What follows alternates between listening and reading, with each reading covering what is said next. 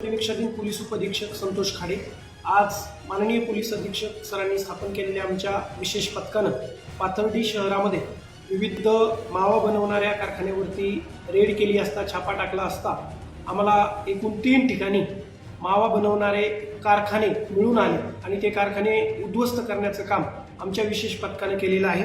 त्यामध्ये आम्ही 3 ठिकाणी ज्यावेळी छापा टाकला त्यामध्ये एकूण आम्हाला 3 आरोपी मिळून आले। त्यापैकी 2 आम्ही ताब्यात घेतलेले आहेत आणि 1 आरोपी फरार आहे आणि एकूण जो मुद्देमाल आम्ही या कारखान्यावरती जप्त केलेला आहे त्याच्यामध्ये 8 मशीन्स आणि विविध मावासाठी वापरला जाणारा सुगंधी तंबाखू व मावा असा मिळून एकूण मुद्देमाल हा 3,98,200 रुपये याप्रमाणे आम्ही तो जप्त करून पाथर्डी पोलीस स्टेशनमध्ये सदर इस्मावर गुन्हा दाखल करण्याची तजवीज ठेवलेली आहे।